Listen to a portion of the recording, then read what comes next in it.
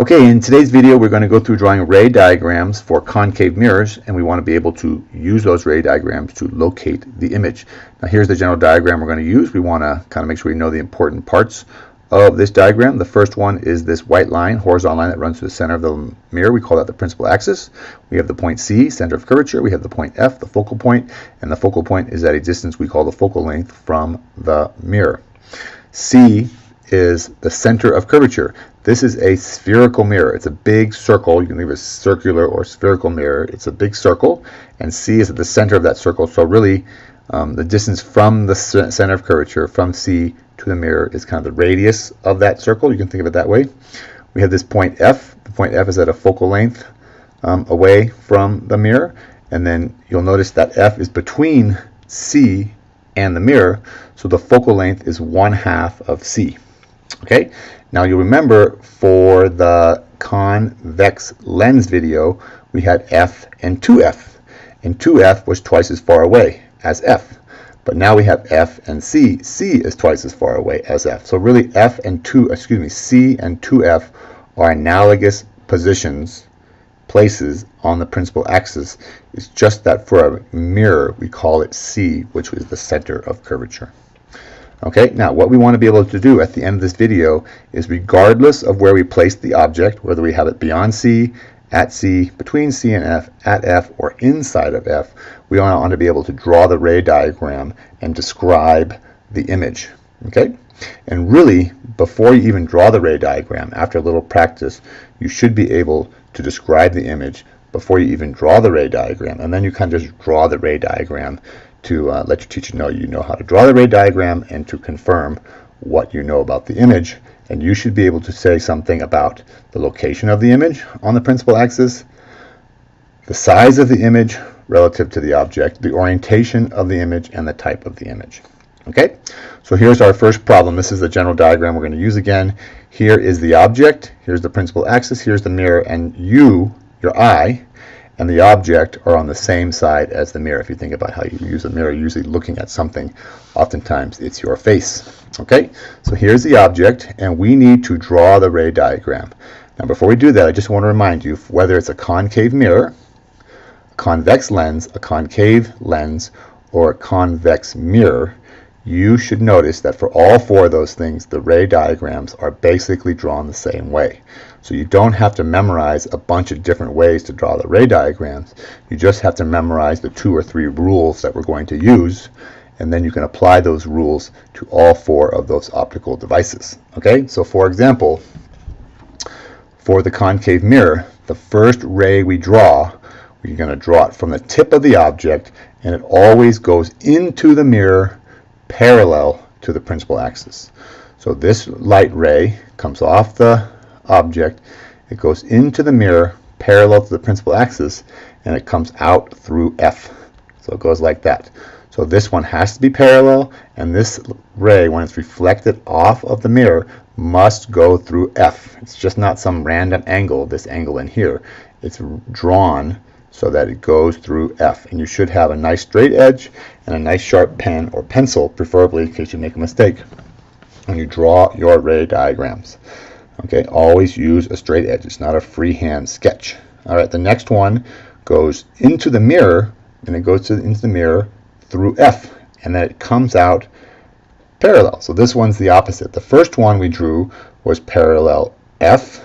This one is F parallel, and you'll notice the lines intersect, the rays intersect right there, and that is where the image appears. Okay, now based on that ray diagram, we can say about the image that when the object is beyond C, greater than C away from the mirror, the image will always be somewhere between C and 2F. The image will always be smaller than the object. When the object is greater than C away, the image will always be inverted, and it will always be a real image. It's an image that is created by converging light rays, and they converge right there at that point. Okay, so before we go on, let's just review this. We drew two rays. Parallel was the first one. F. I like to call the first one parallel F because it goes in parallel, comes out through F. Then the next one, the second one, goes in through F and then comes out parallel. So they're opposites of each other. Now we're going to do the exact same thing. Now we have moved the object so that it is right at C. So we're going to go parallel F, F, parallel, and you'll notice that the object appears right, the image appears right there. It's at the same place as the object right at C. So when the object is at C, the image must also be at C, or will always be at C. It'll always be the same size. It'll always be inverted, and it's still a real image created by converging light rays. Okay, so those two were basically drawn the same way. The third one, we're going to do the same thing again. Now we have moved the object so it's between C and F. So I pick up my nice sharp pencil and my straight edge. I draw my first ray going in parallel, coming out through F. It must go through this point. The next one goes in through F, comes out parallel. So once again, it must go through this point. You have to draw it through this point. It's not just some random angle or some random ray. It's the one that goes through F. And there is the image. And you'll notice now that the object is between C and F, the image will always be greater than C away from the lens, away from the mirror. The image distance is greater than C. That's what DI stands for, image distance. The image will always be magnified. It's bigger than the object. The image will always be inverted, and it's still a real image. Okay? So you should notice for the first three, we drew them all exactly the same way. Parallel F, F, parallel. And the image appears where those light rays converge, those light rays cross. Okay, now this one's a little different. We're going to draw the first ray exactly the same. Parallel F. Now we can't really draw the F parallel because we're right at F. We have moved the object so it's right at the focal point.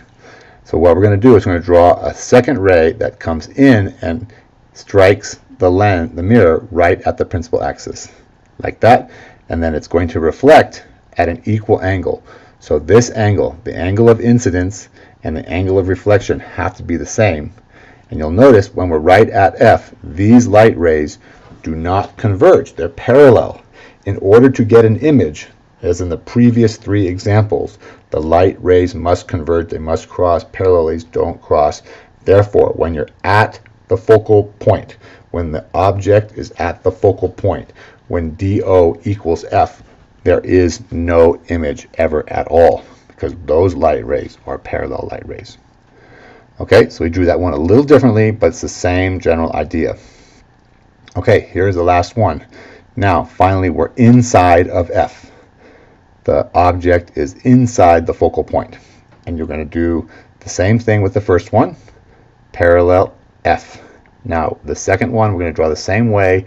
We're going to go to the principal axis, and it's going to reflect at the same angle, so that the angle of incidence, this angle, and the angle of reflection, this angle, are exactly the same. And you'll notice these light rays don't converge. They're not parallel, but they actually diverge. Now, your eye is over here. It sees these light rays coming towards it. It notices that the light rays are traveling in a straight line. It doesn't know about any of these reflections off of the mirror, so it assumes they traveled in a straight line, and your brain, your eye, follows those light rays back. It's looking for the intersection of those light rays, and if you follow them back, you draw them nicely with your straight edge and your ruler, you'll notice that those light rays converge right there behind the mirror.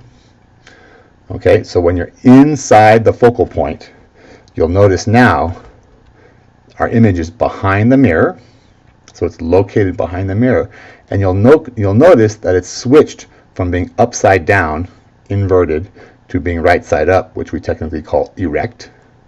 You'll notice it's magnified, it's bigger, and you'll notice that this is a virtual image.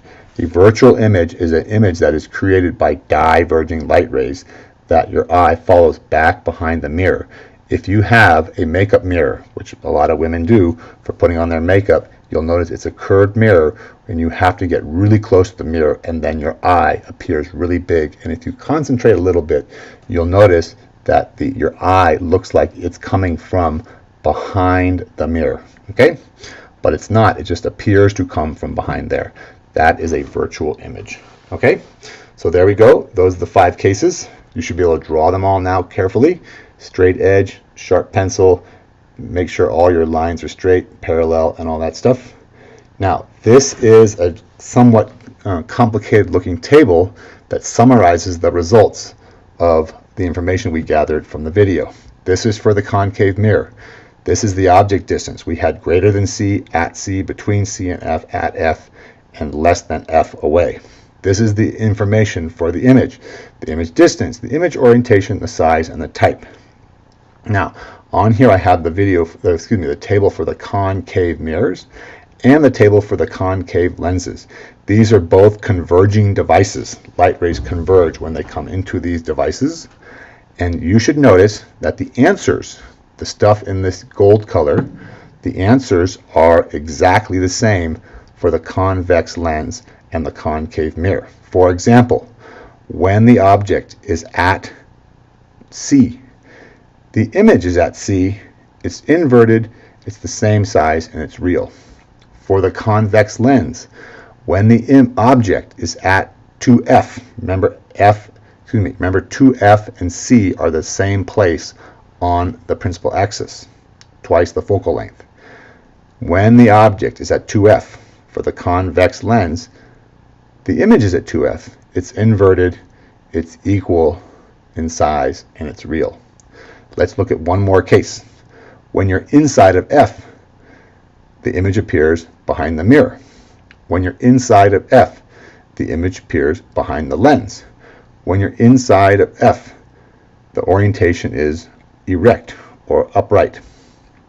When you're inside of F, the orientation is erect. When you're inside of F, the image is magnified, and it's a virtual image. Same thing here, magnified and virtual. The point being, you don't have to memorize the answers for 10 different cases. All you have to do is realize the pattern. As the object gets closer to the lens or the mirror, the image gets farther away and bigger, and it switches from being upside down to right side up when you're inside the focal point. Okay, so don't memorize them. Learn the rules, learn the pattern. It'll be much easier. The answers for the concave mirror and the convex lens are exactly the same. Okay, so I know that's a lot of information, but draw your ray diagrams, think about it a little bit, and it will all come together very nicely. Thank you very much for watching. I hope that was helpful, and we'll see you in the next lens and mirror video.